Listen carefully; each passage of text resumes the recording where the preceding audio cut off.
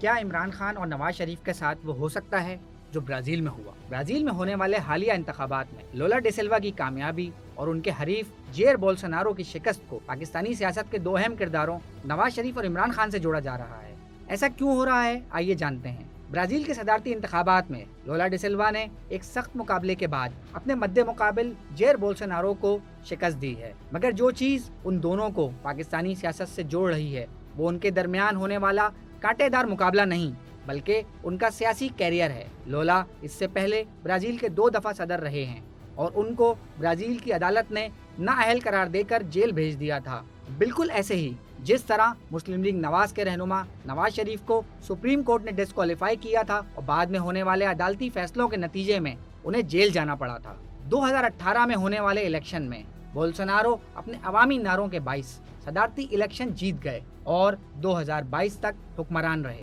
بالکل ایسے ہی جیسے نواز شریف کی نااہلی کے باعث عمران خان 2018 میں الیکشن جیت گئے۔ اب یہاں آتا ہے اہم موڑ جو پاکستانی سیاست سے جڑے لوگوں کی توجہ کا مرکز بنا ہوا ہے، اور وہ یہ کہ لولا کو جس جج نے نااہل قرار دیا تھا وہ بعد میں بولسونارو کی پارٹی میں شامل ہو گیا، جس کو دیکھتے ہوئے لولا نے سپریم کورٹ میں اپنی نااہلی کو چیلنج کر دیا اور سپریم کورٹ نے ان کی نااہلی کو کل عدم قرار دے دیا۔ بعد میں لولا نے بولسونارو کے مد مقابل الیکشن لڑا اور ایک سخت مقابلے کے بعد تیسری دفعہ صدر بن گئے۔ اب یہی صورتحال آج کل پاکستان میں جاری ہے، جہاں نواز شریف کے حامی ان کی نااہلی کو ختم کرنے کے حوالے سے غور و خوض کر رہے ہیں۔ سوشل میڈیا صارفین کا کہنا ہے کہ کیا برازیل کا کوئی فارمولا پاکستان میں بھی نافذ ہو سکتا ہے، جہاں سابق وزیر اعظم نواز شریف کی نااہلی کو ختم کروایا جائے اور پھر 2023 میں ہونے والے الیکشنز میں انہیں دوبارہ وزیر اعظم منتخب کروایا جائے۔ پاکستانی سیاست میں